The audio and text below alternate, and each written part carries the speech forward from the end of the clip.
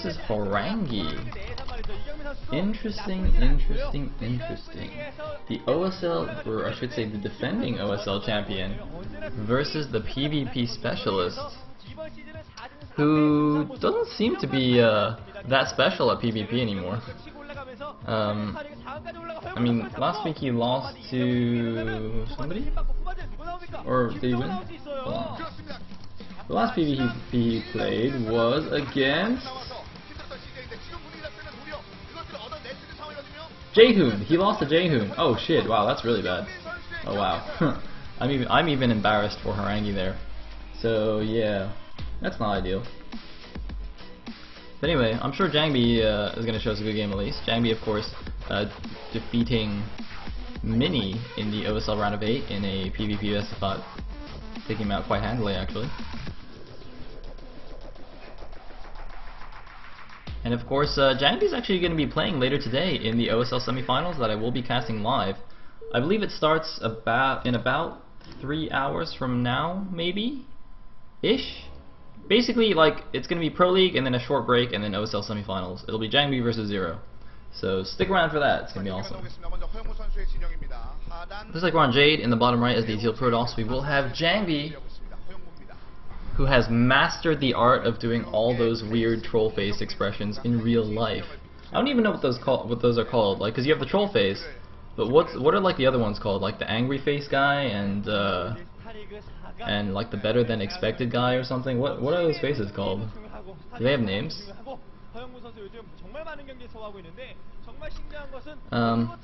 Anyway, Frankie will be the brown Protoss in the top right. So we're vertical spawns. Alright, so Jangbi will be P5 and Harangi will be P1.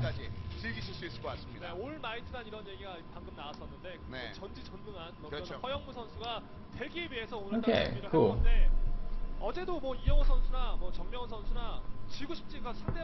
Alright, I'm looking at the chat. I don't see any good names.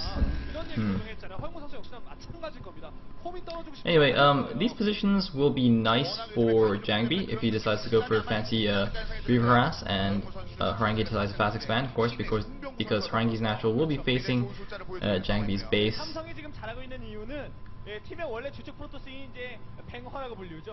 And there's a nice little gap at the back of the mineral lines. It's easily droppable, and then it's like a cliff, so the Dragoons can't even catch you. It's pretty good stuff, pretty good times. Jangbi being very careful here, checking the middle 4 proxy gates, and then we'll actually go to the top right. So he will scout in the correct direction. He has done a gateway scout, which is fairly early, but you know, just wants to be sure that he hasn't died to any cheese. And Harangi has decided not to go for a scout just yet, going straight for a cybernetics core, whereas we do have the second pylon first for Jangbi. So Jangbi's gone for a zealot first, where Harangi's going to skip that first zealot, go straight for the core, and then get a zealot after. Oh, he's going to try mana pylon! Ooh, doesn't quite get it. Mana pyloning and then doing a zealot harass against the player who went for the core first is an extremely effective tactic. If you can pull it off and if you have good zealot control, especially with that core place there. I wonder if, no, actually I don't think that blocks. If he'd made that core like 1 hex higher and it blocked the probes from going to the back of the patches from the bottom, and he got a mana pylon down in that one gap, he could actually force Harangi's probes to go all the way around the top of the minerals and then like down the back sides to get that bottom patch, which would be super awesome, but looks like he doesn't quite manage it.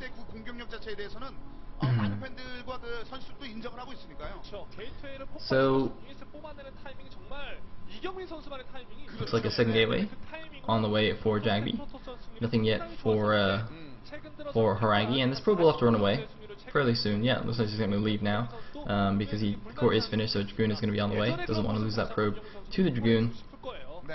And looks like Zealot is going to take his place on the ramp and block things in. And looks like wait, why does that girl get curry? Wait, what? I thought the criteria for getting that free box of curry was like you have to get trolled really hard by the camera guy, and then, you know, OGN feels bad for you, and then they give you free curry. She wasn't even on the camera, was she? That seems kind of BM. I'm calling match fixing on that one. Oh well, it looks like Jangbi is saving up for a robo now. So he's going for 2 gates and then a robotics. Probably will get some observers. And are we just gonna have a 1-gate expand? Is that what's going on here? Is Harangi serious? Is he Varela? He didn't even scout. Wow. No scout, 1-gate expand. Did he scout? Maybe he scouted and I wasn't paying attention.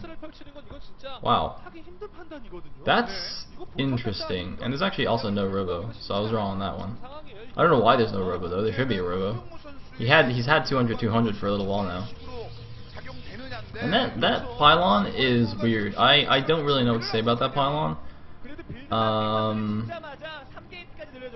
I guess I wonder if he was like, I mean, okay, so if he didn't build that pylon there, if he just sent the probe up there to check, he might have been checking if Harangi was like hiding DT tech somewhere at another natural.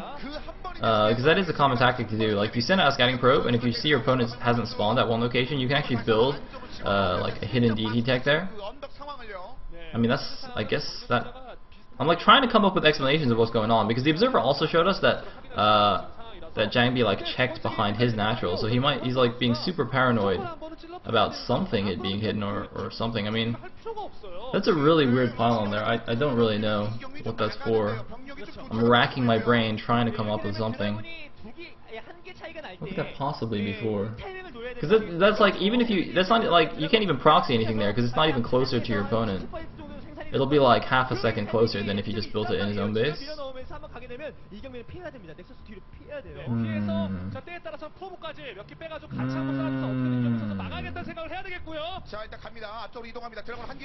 Anyway, Dragoon's gonna come in here for Jangbi. He's gonna start harassing this natural. But Harangi is gonna have enough units here, and oh, looks like both players gonna try and do some fancy Goon micro. Is that Goon gonna die to a Zealot? No, it doesn't quite die to a Zealot. It was getting blocked by the probes there in the back. I thought it might even die to a Zealot, which would have been quite a big mistake. But Harangi is going to come out with a lot of units, and now Jangbi is actually in a horrible position because he's gone for 2-gate robo and did not realize that what was going on with this 1-gate expand. So Harangi's economy is already booming now. You know, he's got probes there mining. He's added on his infrastructure. He's got I believe we saw 3 gateways, maybe 4 just now. I'm not sure, but either way, we saw Jangbi, as soon as he realized what was up, he tried to pressure a little bit, but Harangi already had too many Dragoons out, and now has his own robo as well. So Jangbi's going to go straight for Reavers, but I feel like Harangi will have defensive Reavers in time anyway, so, Harangi took a pretty significant risk here, without even scouting, just going for the 1-gate expand, and it has paid off in this game. So we do see 3 gateways added for Jangbi, but he has no expansion, so there's no way he's going to be able to keep up on the production of Harangi. Like, I don't understand. Is he just going to go for a 1-base all-in with Reavers? Is he might just wait for 2 Reavers and just try and win the game with fancy Reaver micro? Because presumably Harangi won't make a shuttle first. He'll go straight for Reavers to defend his early expansion, and might even make like a shield battery if he feels nervous, but I don't think he'll even need that at this point. And as we can see, still no sign of an expansion from Jangbi. He's definitely just going to go all in with these Reavers, but I cannot see this working. And look at this, Harangi even feels safe enough to have gotten this shuttle first. Like, he knows how amazing of a position he's in. Looks like probe scouts getting taken out identically for both players. Interestingly, the supply of Harangi's not pulling ahead by too much just yet. Of course, they both have the same amount of production buildings in their bases, 3 gates and a robo. I'm a little bit surprised that Harangi hasn't added at least 1 more gateway just yet.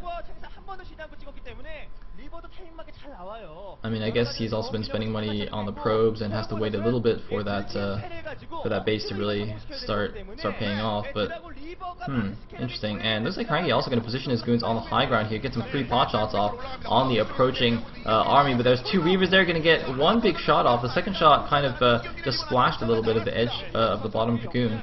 And now Jangbi's going to start pushing Harangi back, but I like how Harangi, despite going for the much greedier build, was also very active with his Dragoons, leaving them outside there. A lot of players, after doing the opening like that, will just leave their Dragoons at their own base, just being very, very scared.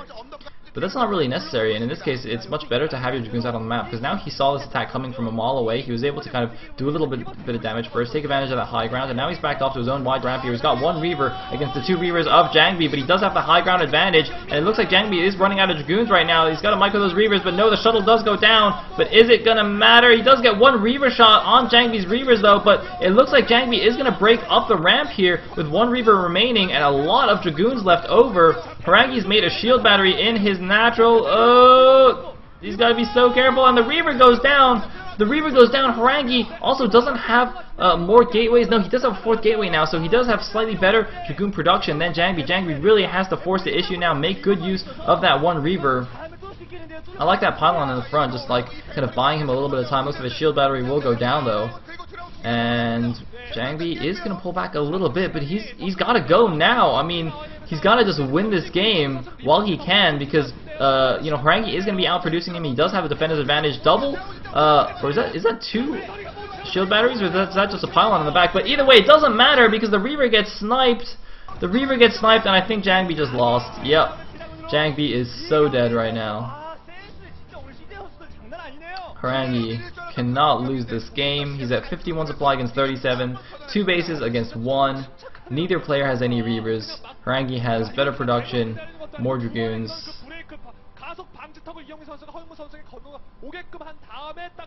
And, well, I mean, Jangbi's staying in the game. He's going to try another attack here. He's probably just going to all in again with Dragoons, and then it's not going to work, and then he'll leave.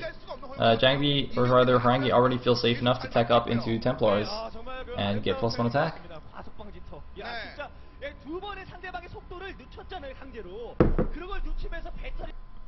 So, yeah. I mean, there's not much left to say in this game. It's, you know, Jangbi is in the zombie state. He's completely dead, but not gonna GG out just yet. He is a dead man walking, I'm afraid. Sad to say as a Khan fan. That's alright, Khan will bring it back. We'll pull it back in the StarCraft 2 matches. Actually, Roro's already played, so he can't play SC2. He can only play in the Ace match. That's a little bit sad. But,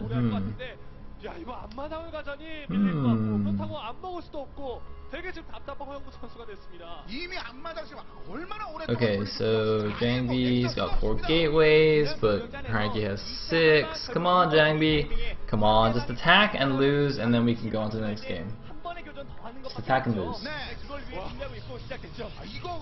Attack and lose.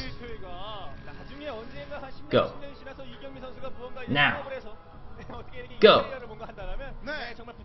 I'm like trying to induce an attack right now. I'm sending Jangbi telepathic messages through time and space. Or not really time, but I guess just through space. I don't even know what he's waiting for, because he's on 1 base against 2. Like, the longer he waits, the further behind he gets. If he attacks, he just has to go. Is he just like waiting for a bad move out? I think he... Okay. I think I know what's going on here. He's actually waiting for Harangi to move out of his base, and then he's gonna like try and snipe the shuttle while it has 2 Reavers in it, right? So he's gonna hope that Harangi moves out, moves to the middle of the map, isn't paying attention, doesn't expect Jangbi to just be waiting here with 1 billion units. So from Harangi's perspective, Jangbi's probably expanding and playing from behind, so he doesn't need to attack, but instead Jangbi's just massing units. So Harangi might move out and then like suicide his shuttle, and then maybe Jangbi can win.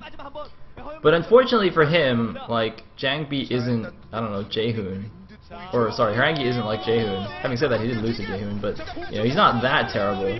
So that's not going to work, and, oh man, nice Reaver shots, but, oh, he might lose the shuttle! Nope! Keeps it alive. And more importantly, those Zealots are just owning everything on the ground, so, yeah, that didn't work. Alright, shuttle's dead, Reaver's dead, Templars and Archons coming out, and GG from Jangbi. Harangi takes the second game, and CJ Antos will take down Khan in the Brutal Best of 3 2-0, but we will have some StarCraft 2 matches coming up after some commercials, I guess.